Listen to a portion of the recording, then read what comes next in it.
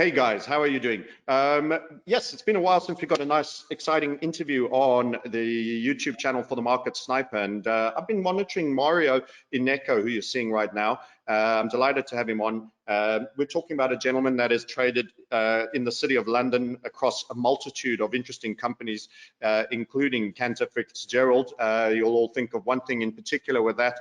Also in Switzerland, he's of Italian descent, but he's studied in the States. He's been around the world. He's a proper globetrotter. Mario, we're really glad to have you and your particular take, particularly on this day, which was ECB day, that saw the Euro USD absolutely have a spike in fundamentals. Welcome to the show. Oh, thank you very much, Francis. It's nice to be with you. I've watched your channel for the last few years as well, so I enjoy watching it. Great, thank you. Yeah, nice to hear. We'll also be pointing those that would like to get your particular fundamental analysis, great analysis, good understanding of obviously the bond markets, the political markets and macroeconomics as per the Austrian school, which I think should be the only school, Hayek, etc. as well. And he is on Maneco64. I'll spell that. Is it M-A-N-E-C-O?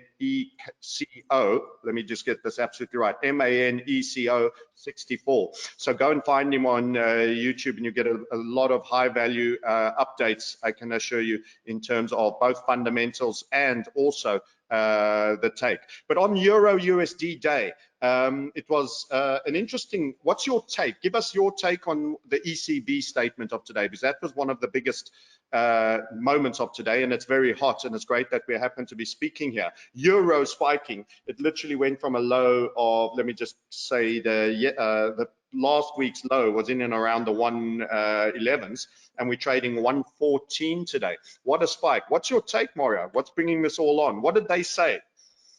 Well, I watched a little bit President or Madame Lagarde speak, and she didn't sound very hawkish to me because being a sound money proponent, I think all the central bankers are way behind the curve.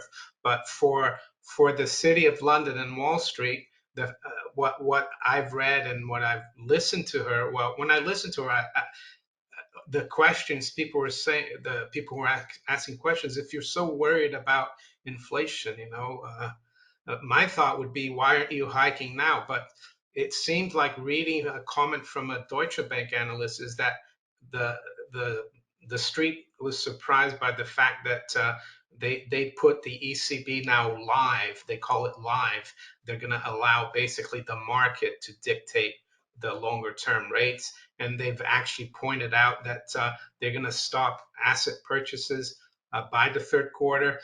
And she didn't say that they won't raise rates by the end of the year. So they're expecting rate hikes now in the fourth quarter. And reading what this guy from Deutsche Bank said was that prior to today, no one thought that they were going to turn hawkish. And I put quotes on that, hawkish, so quickly. And the fact that we're seeing the Fed now maybe backtrack a little bit. I think that's what's given this big spike in the euro versus the dollar. Even though in the last week or so, the last few days, we've seen like the breakdown in the euro there that we had, was it last week or the beginning of the week? That was totally reversed prior to today. So I'm not surprised that we're actually seeing a continuation of that. And I think that's going to also maybe mark a medium-term top in the dollar index.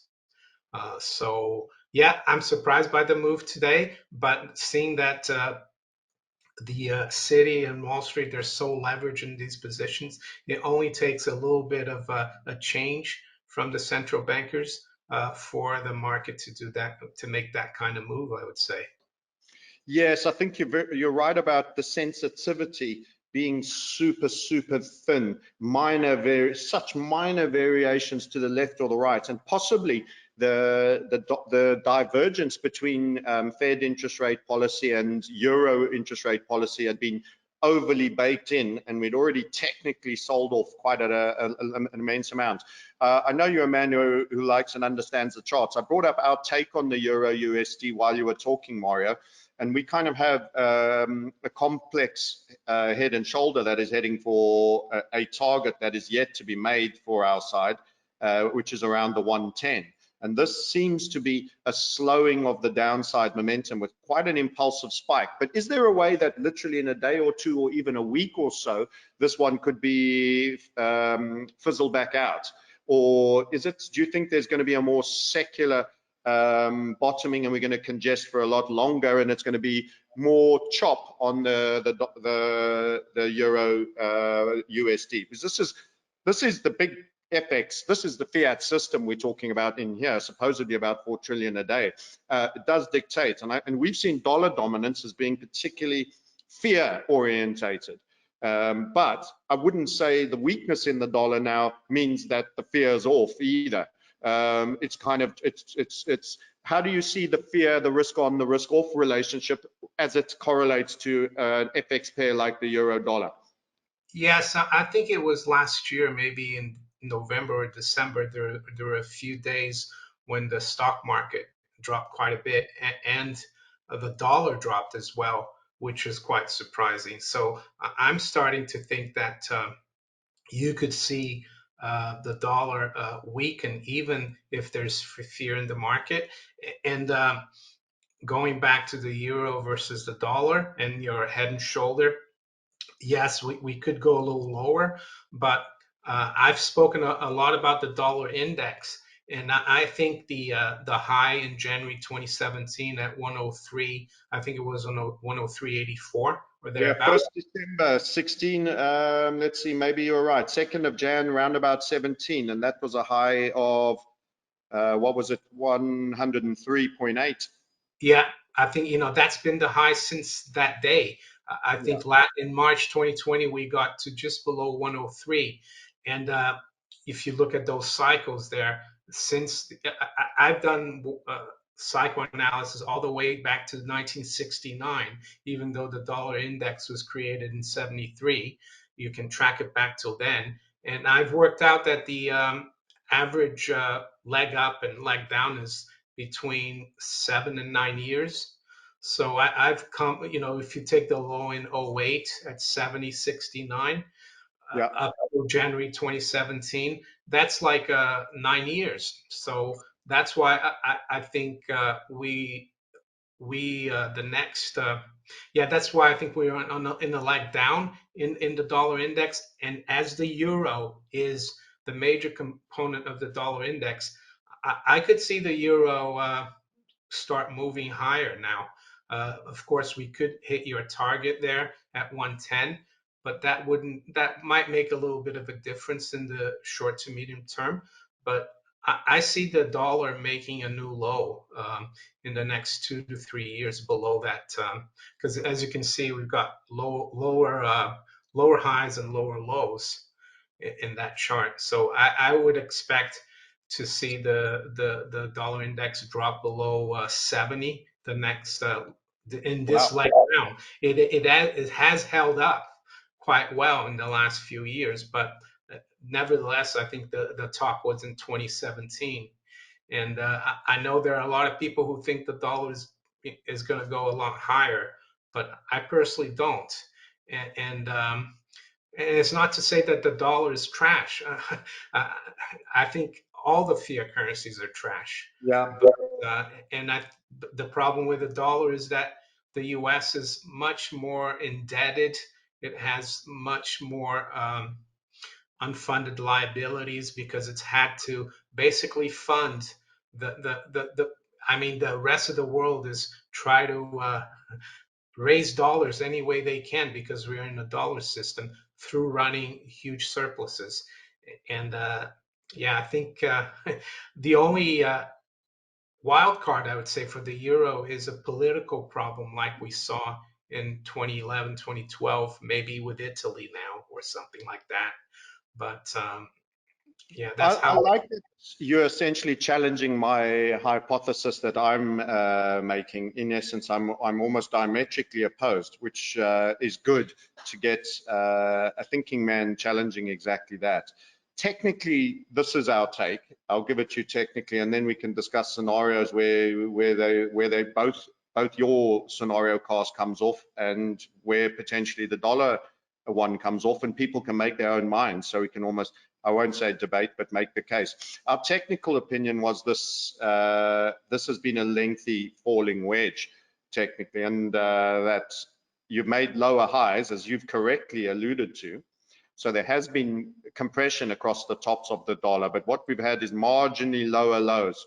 In other words, they haven't been significant. So the bulk of the compression for us is across these extremist spikes. And then this was a pivotal moment for us in and around 14.15.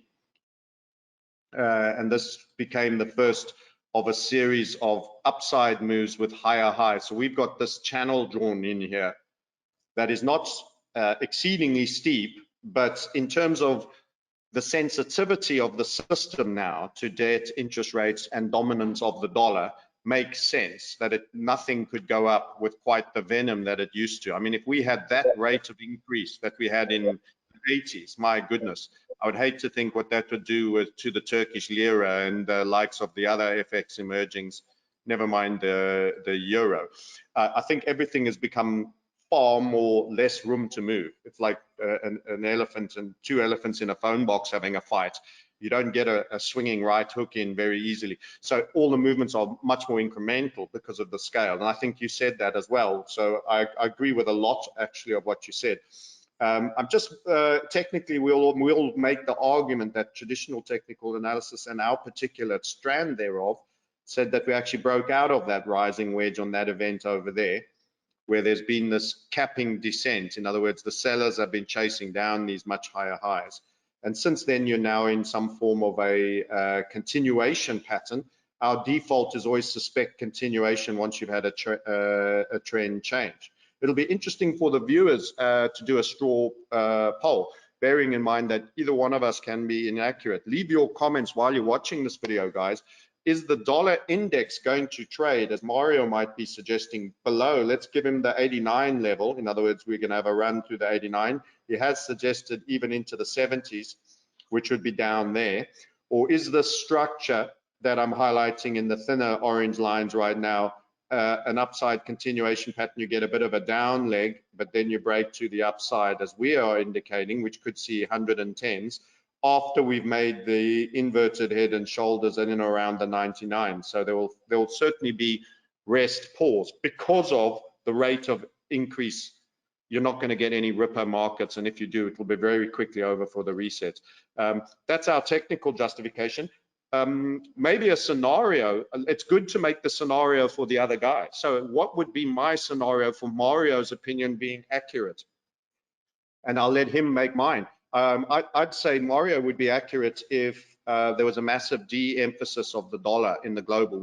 So it's great to create a scenario for something you don't think is going to happen. It forces you to become more balanced. So if Russia and China successfully get up a lot of yuan trading, ruble trading on energy markets, that really accelerates. There's a much greater uptake of Bitcoin in nation states, could start to see it become a larger sovereign asset. I think those sort of things would be very good for emerging FX if it was to happen, and also for potentially crypto, because you would see the God market of fiat being taken down. So in Mario's scenario, I would see actually being broadly supportive for crypto and also supportive for the ruble and the yuan and potentially FX emergings, with debt coming down.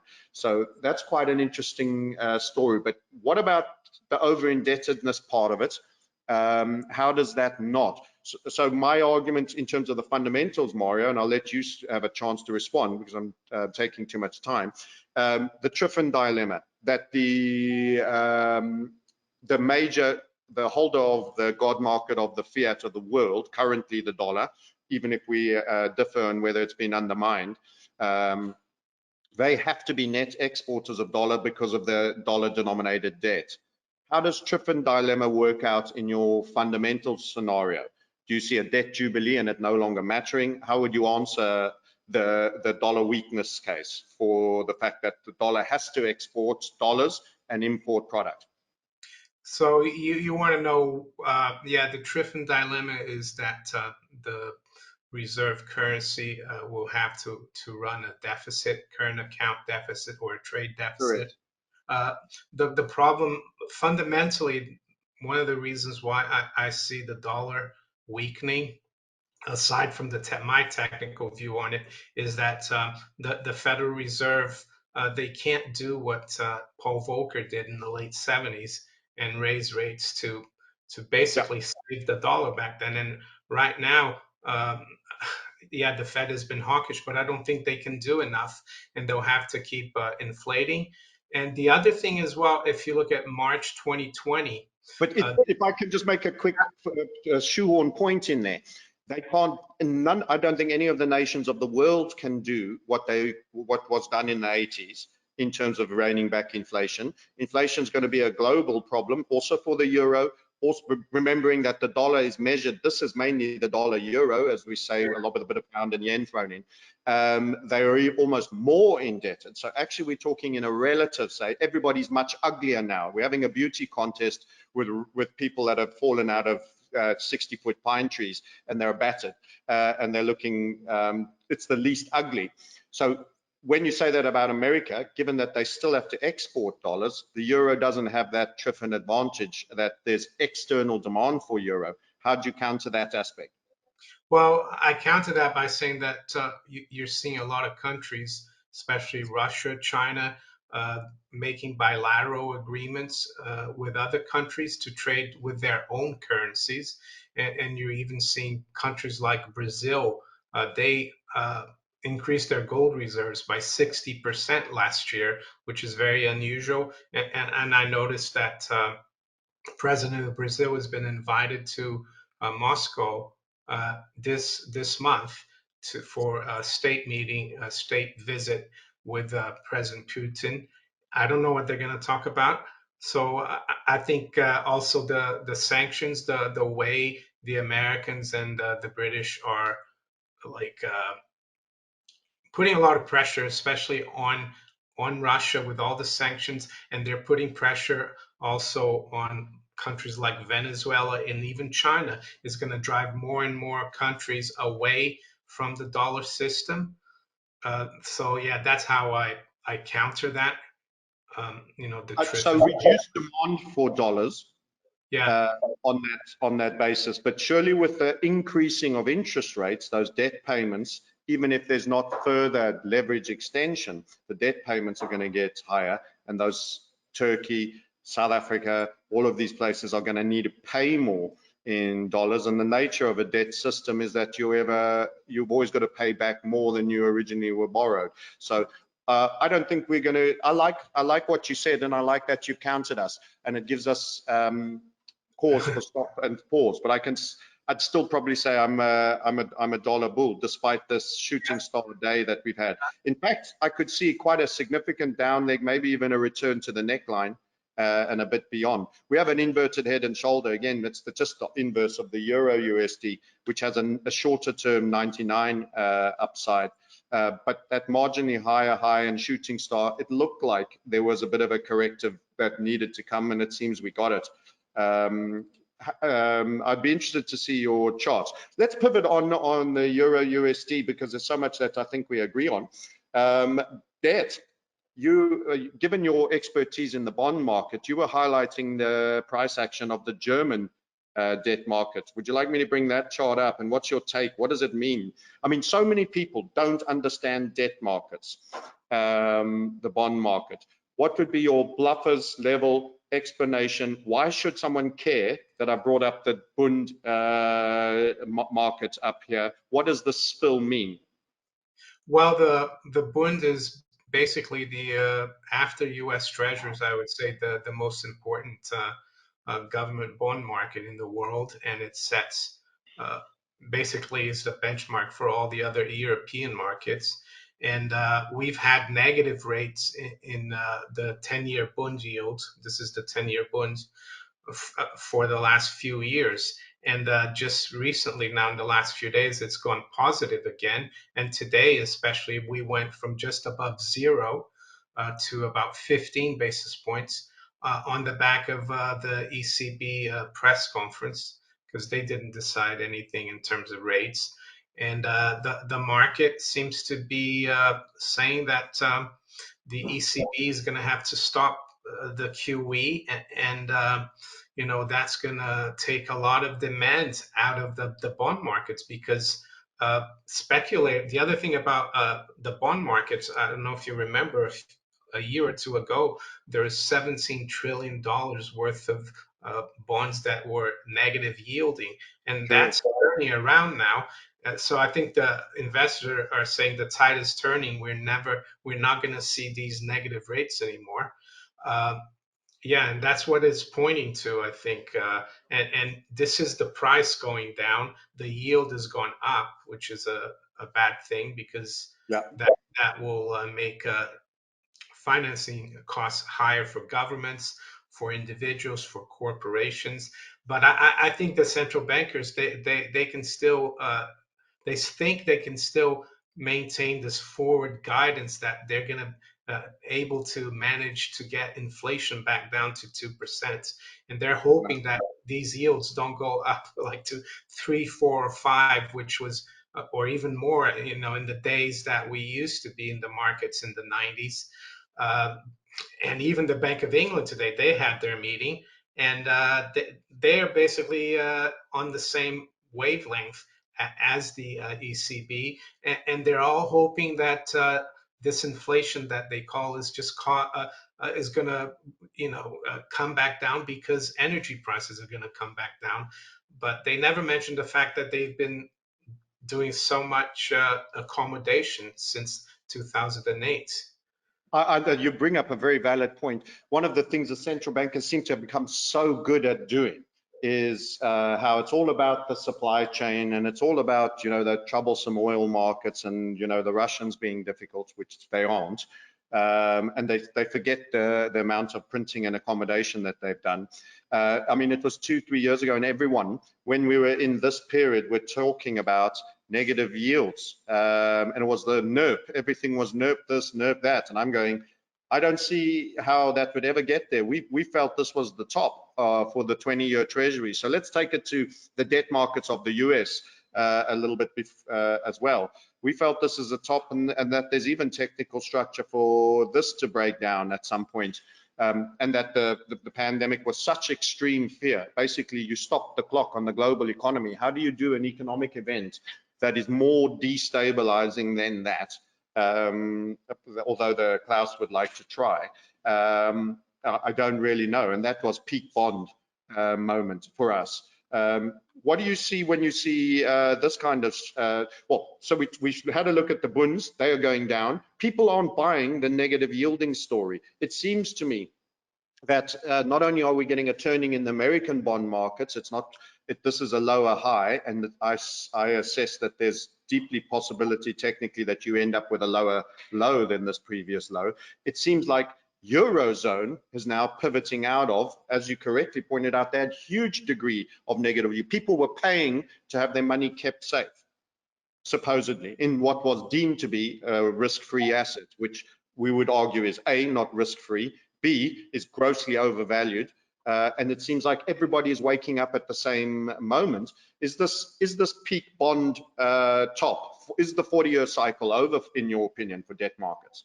It's interesting that you mentioned a 40-year cycle because I've looked into that, and I noticed that in 1941 the 10-year yield bottomed just under 2% just before Pearl Harbor, I think, and then in 1981 it topped at 15 and a half. So yeah, I think that move in March 2020 was also the problem with that move, and we've seen Treasury officials and Fed officials saying that there's a problem in the Treasury market. Back then when we dropped to like 0.3, I think the 10-year, I think you got the got the yield there now for you. Yeah. No liquidity, like the market makers weren't making a price, which is in the risk in what's supposed to be the most risk-free asset in the world. When you don't have liquidity, there is a problem, and I think that is one of the big problems as well. Not just the fact that yields are rising, but that volatility we saw in March of 2020. I'd never seen that before, except maybe in the Greek government bond market or Turkish market or the Italian BTP market back in the 90s. So I think that's a problem as well, the volatility. But yeah, I, I think the next level in the 10-year in terms of yield, if you draw a line there from the early 80s, or yeah, it comes in around just around 2.5, I think. So yeah, we could still go up there and come down, but like you said, longer term, uh, I think interest rates, yields have bottomed, and we've had 40 years of very easy credit borrowing. You know, people have been everything has been great for borrowers, and I think now it's turning. It's going to be another bear market. Will it take another 40 years? Who knows? But yeah, I see it like you as well. You know, the Yeah, bond. so we agree on the potential that this was a final capitulation in yields and that the next move is up. The only problem is the scale of the debt is so big, it never goes up to this level before some form of financial reset. There's Yeah, no yeah, mathematical possibility for us to see 15, 16. In short, somewhere in this process, quite early, given the sensitivities, we go into Bretton Woods Mark II moment. Do you see that as well? yeah, because if rates start moving up to like 3-4%, by the time it gets there, like I said, the Fed will come out again and do more QE. It so it could be. I always thought that 2008 was marked the collapse of the banking system. I know it's still around, but it was bailed out, and I Yeah. thought the next collapse will be the currency Yeah. because that makes sense. You had the dot-com bubble collapse, then you had the banking collapse, and now after a banking collapse, it's the currency that collapses because to save all those banks, you've had to issue so much funny currency. Money. Yeah. Yeah, that yeah, so that's how I see it playing out. As for the dollar index, just to I didn't know that you were a very bullish dollar, just to let you know. I was just giving you my Oh, no, my no. I love that you have a contrary view. Don't apologize for that. Everything must be challenged. It's awesome. And it's good that people see us having different views on as well. and Uh, one thing I would say about the uh, just turning to gold a little bit, because back in not 2008 when the dollar index bottomed at around 70, gold was at topped at 1,030, and here we are now with the dollar index around 95 and gold is around 1,800. So what's done really well? Well, it's been gold. So in the end of the day, we can talk about the dollar and the euro being weak or strong, but I think what's going to win out at the end will be gold. I think so too. I just don't think so yet. So I think fundamentally, as both coming from the Austrian School of Economics, we both have an interest in sound money, and seeing gold go up is something I'd love to see. So as a holder, a physical holder, as a trader right now, I actually fear for a deflationary event. So many people will look at this and they'll be thinking, an upside break. We have our own methodology and we talk quite a bit about it, and I'll probably update my view on precious metals, but our concern is that there's first a sell-off here, which plays into, I suppose, the dollar index reasserting at some point. It's not happening today. What's disappointing for me on the daily here is that gold again performed pretty poorly in an environment the dollar was getting slammed. Yeah, yeah, And yeah. no, carry on. No, I think maybe it's because of yeah, I was surprised as well. Maybe it's because of the government bond yields in Europe going up, because people a lot of times talk about yields going up hurts gold. Yeah. So, Well, the but notion that you don't have negative yielding debt, you're actually getting paid something for holding some debt. that doesn't help gold. And the basis is gold doesn't pay interest. So when you had negative yielding debts, it was a bid under gold because outside of your carry cost or your vaulting cost, it doesn't cost you money to have something that's really secure. But if people start to doubt in the security of debt, and they have to, and they're paying a negative yield on it, then they were supporting gold. Now, as you mentioned, we've gone back positive on that. It's almost, I can see why, but it's disappointing if there was a ground surge belief in sound money. Precious metals on everything that's happened should be doing better, and that points to an underlying kind of weakness for me that sees we've got another event to eat, a bit of a like the March health event that we experienced before we get unleashed again. It's just this absence of bid. It seems like the not-for-profit sellers are plenty of them around here and here. How would you characterize every time we got a little bit of a decent run together, you get this complete absence of bid?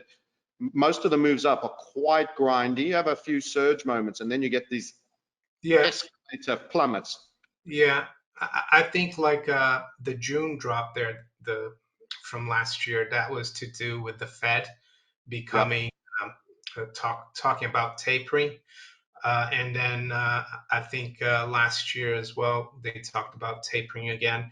And I guess now the last Fed meeting and now the ECB, but you can't, the thing about it, yes, gold. That's validations and justifications though. Sometimes you just got to read the technical and be fundamental. Oh yeah, no, but that's the technicals there. What I see is just like, yeah, it has been like a battle between the bears and the bulls in paper trading, because people like you and me who have physical, we're not trading that, we're just holding. But it just goes to show that it's a battle, one trying, you know, and it's like a stalemate.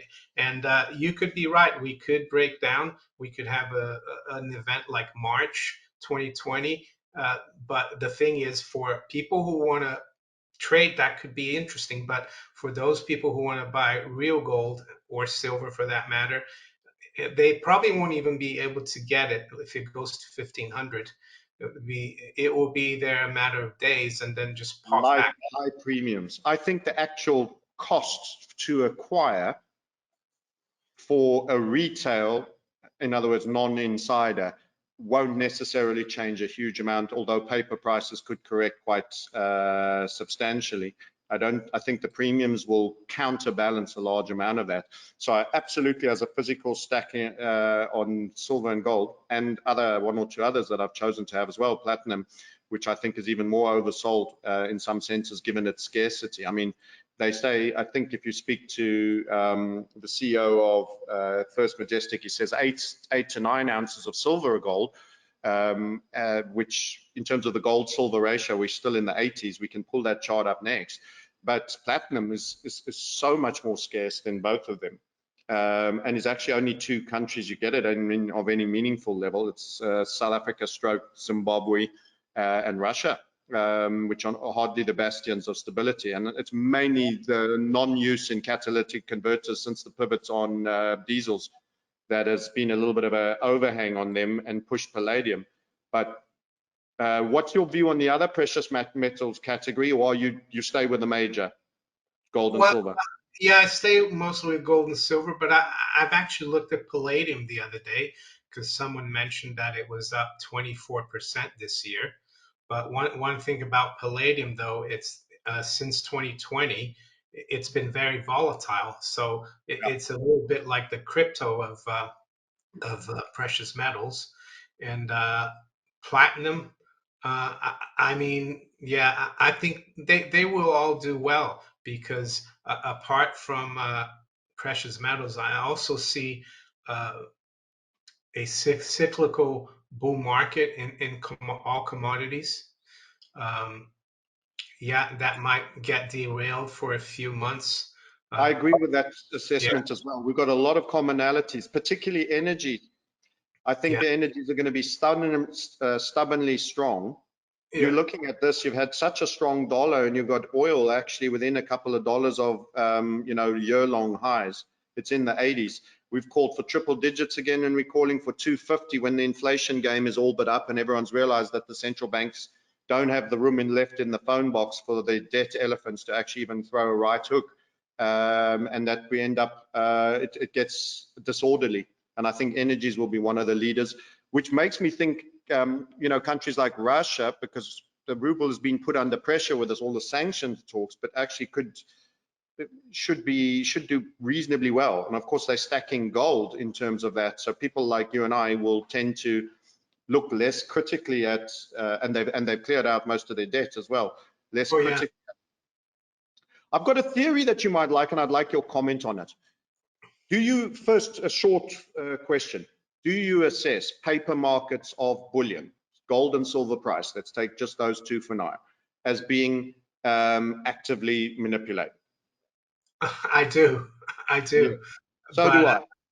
But I've, you know, the first time I bought gold was in 2002. I bought some Krugerrands at 222 pounds an ounce, and Good buy. and I started following gold every day because I was on a trading desk, and it wasn't very long until I realized that you had all these funny patterns, like every let's say afternoon London time around 1:30, I would notice that the gold price would drop. Then I learned that the COMEX regular hours started at 1:20, and then another thing I saw was that after roughly three o'clock London, gold would get hit again, and I learned that it was after the PM fixing that the physical market in London shut, and then the futures took over. So I always saw those patterns, and yeah. I'm frustrated because there's a chart that I wish I'd prepared in advance, because I've sort of on the cuff decided to take you down this one, because I think you'd be like me, quite sympathetic. But I actually have a theory that I'm building to. And my assessment is, yes, they are manipulated. There's a chart that essentially does this, and I'm sorry I don't actually have the actual chart. I'll maybe tweet it out later. We'll edit it in. But essentially, if you take the gold price on the Asian time zone and you take the gold price on the American time zone, you actually get two entirely different charts. So you actually get, let me choose a different color. Let's just go, this is Asia, and it literally is climbing through the roof. And if you just bought at the opening of the US session and closed at the end of the US session, you actually get a chart something like this. Yeah. And this is not a single year. This is actually multi-decade chart. And then the end actual gold price trajectory that you're getting is something like this, not particularly spectacular, but somewhat up, and is essentially the hybrid of the two extremes. And my point was, China still holds $1 trillion of US debt. The Asian session being the blue line, the aggregate of both being the full day, being the black gray line, and then the orange line being the US session. And that to me felt like, I talk about John DeMartini, who was a very useful general mentor about balance, and where you suppress in one place, so you get a distortion in another. And he talks about balance. And this had me thinking, it points to the bond markets being hyper-valuated and supported with this fake interest rates. We have much higher inflation rates. Central banking cartel incentivized to do this. You have China sitting with $1 trillion of debt. And they will assess that essentially that debt is a poor asset that's not appreciating much further since this recent capitulation, paying very low yield, and being clearly a net accumulator of gold. Could you incense, this is a conspiracy speculation entirely on my behalf, could we have an artificially kept up US bond market through cooperation at a financial macro event, and a discount window for metals being kept open for the Asian market to do their accumulation, which I expect would be predominantly China, but other Asian nations. And they could be actually, in compensation for the potential loss they'll take on any debt jubilee or sudden spike in rates, given that they know that, they will eat and hold that $1 trillion of debt, but they are being actively compensated and the window's being helped. So it's kind of like I'm underpaying you in salary, but I'm letting you steal all the silver out of the till, and I'm looking the other way on the other hand. Just out of curiosity, have you ever thought about this, and what would be your initial comments on that spitballing conspiracy suggestion? I have thought about that, and I have seen this chart that you drew there, and I saw it the other day. Someone did it for silver, and the price of silver in Asia is like 220, and in the U.S. it's still like a $1.90 or something. It's something ridiculous. So, and I agree about the China situation because we are told, of course, that China is our enemy and Russia, but these guys work together, and you know they hold, like I said, $1 trillion Absolutely. of this debt. Uh, they were almost burnt, the Chinese, in '08 because they had a lot of mortgage-backed securities. And the other thing, it kills two or several birds with one stone because Correct. it discourages the American public from buying physical gold or any gold because they see it as a volatile and risky commodity, and it keeps them in the paper game at home, and it helps the Chinese. Uh, it's like the Chinese say, "We will buy your treasuries, but we want to buy some gold too, so keep the price lower." So I agree with that. Because my assessment is no one could rationally, with the volume of debt and the rate at which new debt is being created, and don't forget the time frame is shortening on the US debt as well. So it's not 30-year debt where they have a long window before they roll. They have to keep rolling, which is like new issuance. And the time frame is shortening. How is it even feasibly possible, especially if you're a pension fund head? How do you look at this situation and you're putting pensioners' money as on in lieu, and a lot of it is contractual and obligation. We must mention as well in terms of being a forced buyer in the market. But how can you actually say this is in the best interest of these people that will be old and are relying on you to provide income to buy this massively oversupplied market that in some cases you were discussing the euro negative yield. And the canary, the traditional canary in the gold mine for the debt and unsound money is invariably the gold market. We have these not for sale events that happen huge volume on the most illiquid moments. Everything points to orchestration and cooperation so that they can keep the smoke and mirrors going a little longer until they're ready to pull the wigwam down on all of us. Yeah, and on the pension fund managers and their, I guess you call it due diligence or fiduciary duty, I think they hide behind the rules that they have. Uh, Not they themselves, but the regulators. They say that they can only hold stocks and bonds 60/40. Like I remember a few years ago, the Central Bank of the Netherlands, that they banned one of their big funds from holding physical gold. So I think there are a lot of fund managers out there and pension fund managers who would probably want to put a lot of the money that they manage for people into gold, maybe even silver, but they're not allowed to. So they're just playing along. Yeah, they've almost legislated it out and legislated in a massive support for the bond market through obligation of having, well, it's an annuity, you've got your commitment to paying fund. I mean, technically you could have Apple stock and pay out of earnings, or an oil company. You could have a mix of yield that are counter-cyclical. There's many ways that you can get earnings out of corporations through dividend streams and all of that. Given that our rates are so low, there are equities giving a better dividend stream than there are bonds paying, especially if you're in Europe. Yeah, it's fascinating, and I just it's interesting to talk about it with people of a similar mindset. What's your trade of the year? What's your positioning for now? If I mean, we're still early in the year. We've ticked February. That first month's already dropped. We've got a little bit of a clue on the direction for the year that it's taken. Supposedly and allegedly a tightening cycle that I'm sure both you and I will think is certainly quite truncated.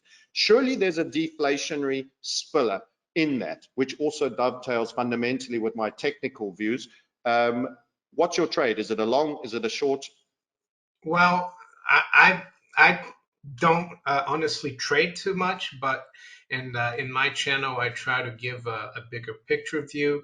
I have longer term mining stocks, gold and silver. They haven't been doing too well. But it's funny you should ask what's the trade, because yesterday, for some reason, I started looking at the yield spread between the German government bond yield and the Italian government bond yield. It's the BTP bond yield. And in Italy, that's like the most important financial indicator. They call it il spread. And in 2011, 2012, when the euro almost collapsed and you had the sovereign debt crisis, you saw this Bund BTP yield spread go to above 300. Right now, I think it's around 100 and 1.635. yeah, 150, the BTP Bund spread. And I think with the ECB maybe turning towards less asset purchases and accommodation, I think Italy could be in a lot of trouble. And the reason I want to looked into that is because I read a few articles, one in the Telegraph and one by Tom Luongo. He's on Zero Hedge, talking about how Mario Draghi, the prime minister, maybe could be in trouble. He was supposed to have been elected president, but they've kept him as prime minister, which could be a positive as well. But I don't think he's got enough time to reform the Italian system and economy. So I think that could be a big trade. You buy the German government bond and you sell the Italian government bonds in the 10-year. Would a retail person easily be able to do that? I mean, that's what I was going to say. Yeah. That I couldn't do that. But yeah, as a trade, no. Well, I guess what you could do, you could, as a retail, you could buy BTP futures. I'm sure you could do those. There might be an ETF and then buy the Bund future. But as a spread, yeah, that's more for professional traders. Yeah. But for the year, it's difficult to say because I try not to keep my time frame Too short. What is your time frame? So the 5 and 10-year investment picture. I must say, yeah. pro metals, silver and gold, I would expect to find in there. So just for 2022, there's no specific event. Do you see this Bretton Woods Mark II event? Surely with all of these people embarking on a tightening cycle, or claiming to be, we don't believe them on a great scale, that we've got to have a deflationary moment. They've got to say, you see, we tried, look what happened, you all suffered, now we have to print again. You know, they've got to go through the motion of that cycle, and we're at that point where they're pretending to try. Well, yeah, that's definitely possible. Like I think 2020 was kind of like that. And because in 2019, from September, we had the repo crisis, and the Fed started doing not QE as they said, and then conveniently, the pandemic came along. It gave them the excuse to just throw everything at it. And the next time, I don't know what it's going to be. Hopefully, it's not war. There's a lot of talk about war, with the Russians, the Ukraine, or they talked about, I think, the World Economic Forum. They had a cyber polygon last July or August, preparing for a cyber pandemic where everything would shut down because there would be a cyber attack. They could blame the Russians or the Chinese for it, and they could use that as an excuse to reset everything. Who knows?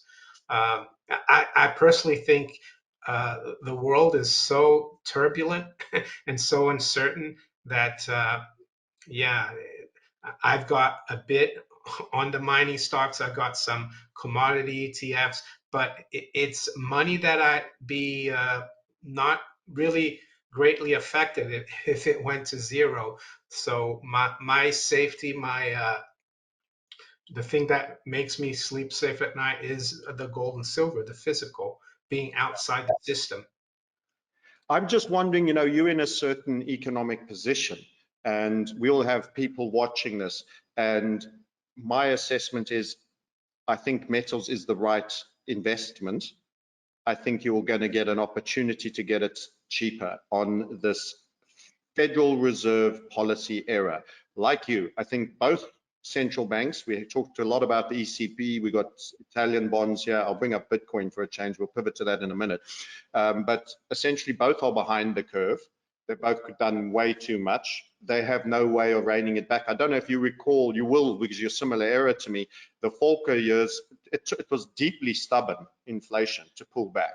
And it took a long time and a lot of tightening pain to get there. Once it's got away as a monster, you need to kill a monster when it's really small. Once it's a teenager already, it's too big, it's too strong, you've got to do a lot of battery of the general macroeconomic environment and push recessions, excuse me, continually to rein it back, and it just keeps coming. It really is like a horror movie. You've got to put a wooden stake through the heart. That is what inflation to me tends to mean once it's got away. And actually, the central bankers know this, and they know they haven't got enough room to fight that hard. But they're going to talk the game, etc. They're going to attempt maybe to do more on inflation than people have baked in the Fed put on the stock market, and the stock market could keep falling, and they could keep, at least at the micro level, 0.25 points a time, keep tightening. And the Fed put won't come. They've trained everyone into believing the put, a bit like the Euro Swiss franc collapse of 2015. It was central bank policy until it wasn't. And there was a much bigger need. And the need was, we can't eat so many euros at this price. And they walked. And all those brokers blew up, and everybody thought, but you had my back, you had my back. What about the Fed put? I could see that betrayal on the Fed put potentially being, and you're actually having a substantial correction. You mentioned valuations. Equity growth against value, it's at all-time extremes. Revenue to earnings, all-time extremes, making .com peak looks cheap in the tech growth sector. It's perfect to let it all happen. And there's also this you'll own nothing, the World Economic Forum, that I think we both seem to keep half an eye on. It's a perfect flush out to turn people into forced sellers and pick them up for pennies in the pound, which is almost the Rockefeller playbook in every major instance. I kind of feel they're going to hit us first before it goes, and they will tighten that little bit longer than people expect. Yeah. What's your take on that? And how does then, wouldn't you get, if you're the new guy, because I started this all, wouldn't the new guy be better served building cash first and then seizing that blood in the street moment for gold and silver? Definitely. And what you said there about the Fed put, they would now have the wherewithal to crush opposition, social opposition, because of what's happened in the last 2 years. They have all the rules in the books, on the books. And as for having laws that they've added, and as for having cash, blood in the streets, that's interesting. The thing is, if you are gonna let everything implode, you're gonna get a lot of a lot of failures everywhere, counterparty risk. So gold might drop, let's say, to 1,500, let's say. But then if the Dow is down at 10 or 15,000, it's all relative. That's the way I look at it. Yeah, having some Federal Reserve notes could be interesting, but if you have it in a small bank and it collapses because of the deflationary events, you might not get that cash. Will the FDIC or the FCSC insurance work? Will they do a bail-in as well? That's the other problem. They could bail in. That's why I like having something outside.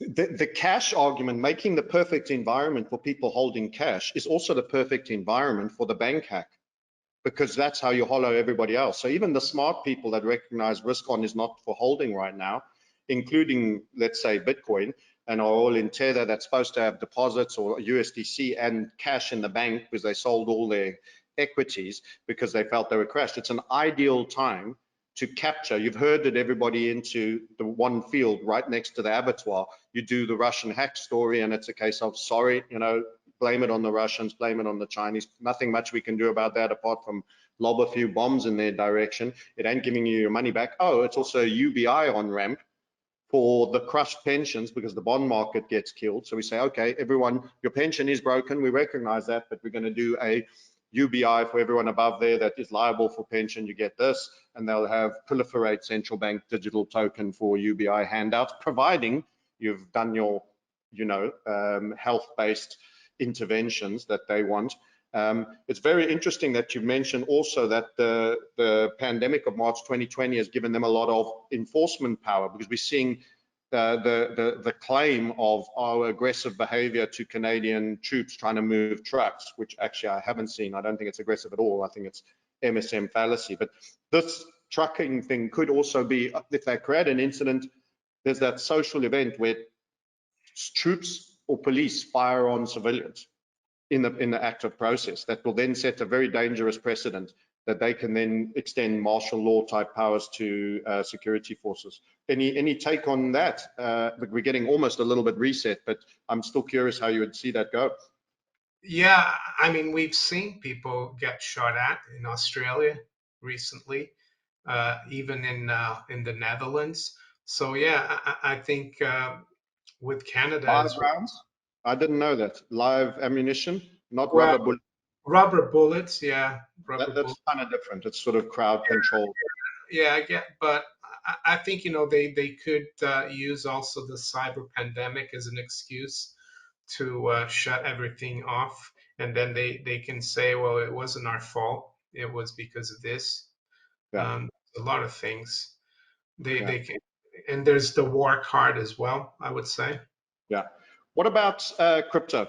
Where does crypto fit into your views? So as a clear precious metals, Yeah, so Bitcoin I on, mean, sorry. is it a bottom? Yeah, that's what many people are asking.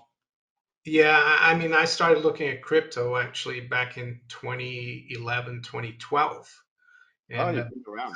I was into I've been into sound money and for many years even before that. And then I looked at Bitcoin, and I read about it, and that it was supposed to replace um, the fiat currency system because of what happened in '08, that we're going to get people were going to be able to have like access to banking, but outside the banking system, so to speak.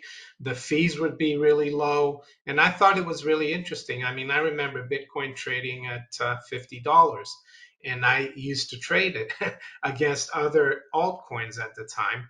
But I mean, the growth in Bitcoin has been huge, of course, and the Yeah, altcoins. And I think it's become, unfortunately, very speculative, uh, very leveraged. And one thing that I find a little bit concerning is that Wall Street now is trying to push cryptocurrencies, and I always find that a little bit concerning. But the idea of decentralization of the blockchain, of not having like a central office for some kind of project, is very interesting. So yeah, technically, yeah, it looks like a double top, even though it's a little higher. The top, at 68 or 69 from that 66, I think, and 30 30,000, I guess, is a key level. And if we can stay above that 28, 30, I think we could maybe go back up. But Tether as well. I saw you put Tether there, Bitcoin versus Tether. yes. And I don't know if you want to talk about that, because I have some ideas about Tether as well. Yeah, let us know. What's your take? Well, I've been looking at it for the last couple of years. I saw someone post an anonymous article about Tether back in, I think, 2020, and basically saying how Tether is not backed one to one, because they're supposed to be one to one with the Federal Reserve, with the dollar, and there hasn't been an audit to Tether, and they do post some data on their website, and they're leveraged like basically almost 30 to 1, and if you compare the market cap of Tether with the price of Bitcoin, they seem to go hand in hand. So I think it's almost like the central bank uh, It's the for the same system by cryptocurrencies. the same people for me. Yeah, which seems to be defeat the whole purpose of cryptocurrencies. Yes, So I'm afraid I'm one of these big Bitcoin fixes this. I'm sorry, no, it doesn't. I think it's the same people are behind it. I think people bought a fairy tale. I think the whole Satoshi Nakamoto story of this benevolent billionaire with origin address who just walked away from it all and never collected his prize and all of that is it's Santa Claus tales for adults. And too many have bought it. The fact that blockchain is going to be used and is essentially open source banking is absolutely ideal for a privacy stripping cartel to impose as a new banking system. And they had to look like they hated it. I thought it's all an act, this Jamie Dimon first calling it a fraud, had to look like they hated it to make libertarians interested, because I have to capture the libertarians first. Everyone else follows once. If it's good enough for, cynical libertarian Joe, then it's good enough for me. yeah, I truly think people should be far more dispassionate, and they should take money out of it. If there is a good trade investment opportunity, they should debunk all notions of fantasy around it being your freedom from government and tax extractor. And as you mentioned, derivatives getting in, Wall Street getting in. This is great for adoption and price go up for a while, but it doesn't go up forever, as everyone is now realizing. And in terms of it's an absolute capture. If it wasn't or didn't start captured already, it's quite clearly already deeply captured. And you're getting more and more tax rules clarification, and it's just going to be absorbed. Like an amoeba, it's been absorbed into the extraction mechanism.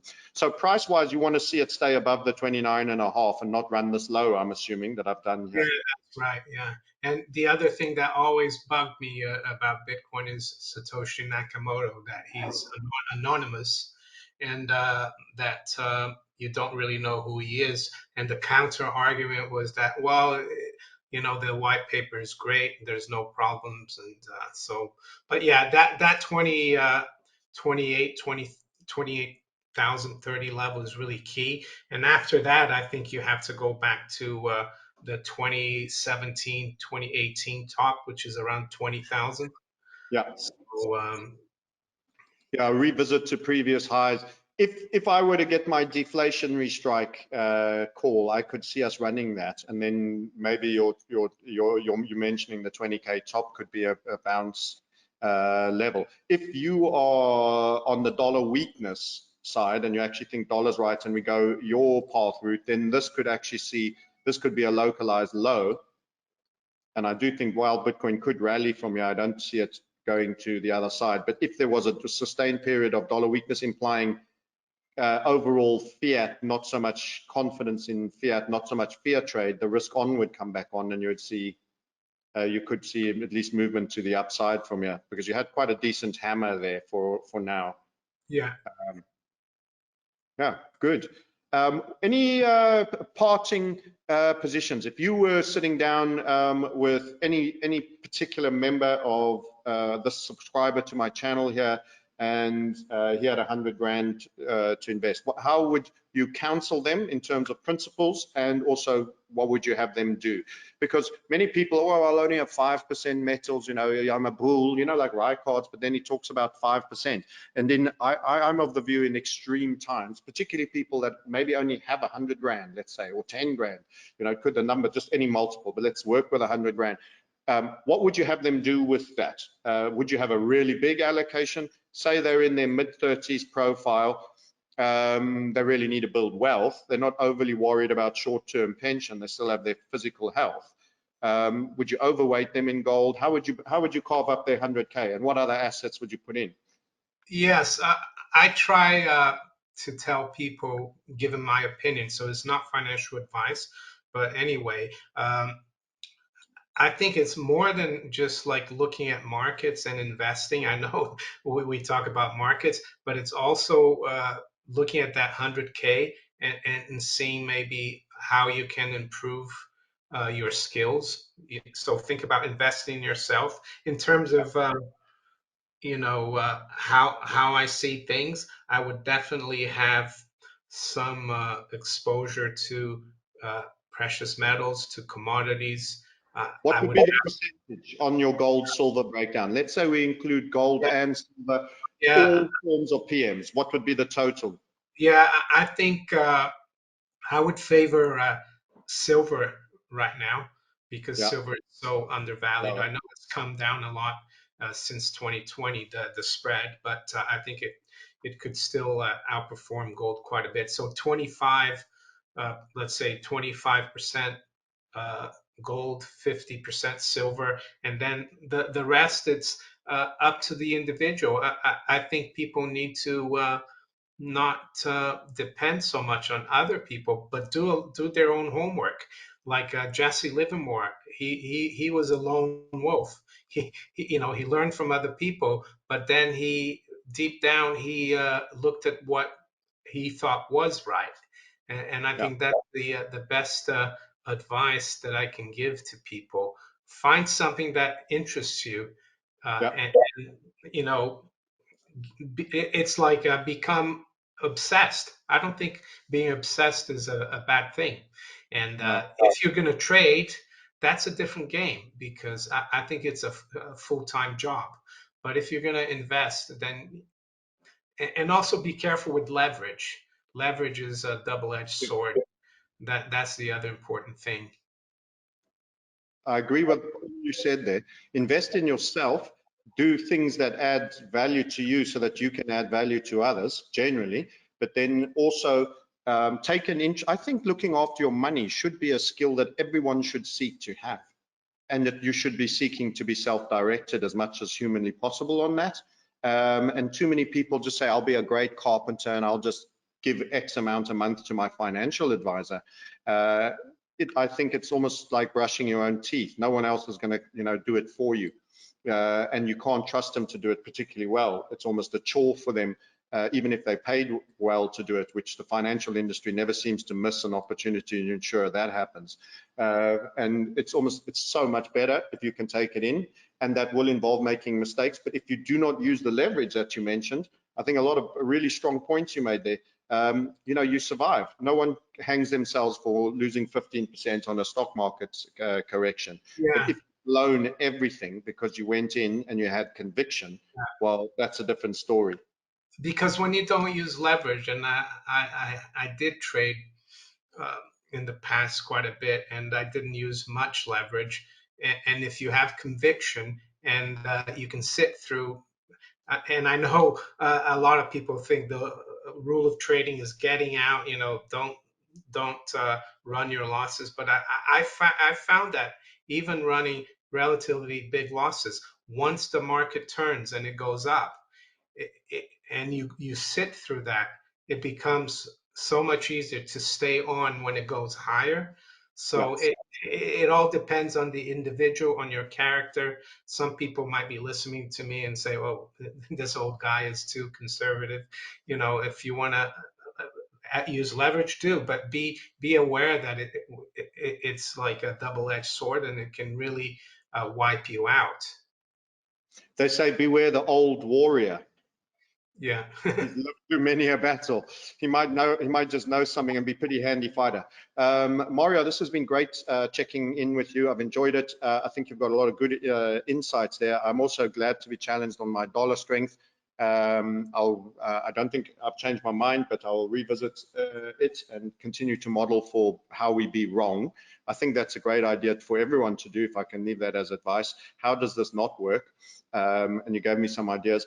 But on most other things, I think we're in large agreement. Thank you very much. How do people engage? Tell everyone again how you'd like them to find you if they want to follow more.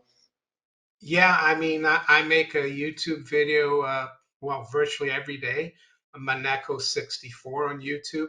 I'm also on Twitter quite regularly now, at Maneco64. And I do have that a blog, Maneco64.net, and I usually write some articles there every few months, not very regularly, but yeah, the best place is on my YouTube channel. And once you go there as well, you find out that I post on other platforms like blockchain-based platforms as well, like BitChute, Hive, and Steemit. Great. Excellent, guys. So go check out Maneco64. Certainly start on the YouTube. I'm sure you'll find some other links there of interest. Mario, thanks for coming and sharing your thoughts for us. And yeah, we should do this again sometime. Thank you very much. You're welcome, and thanks for having me.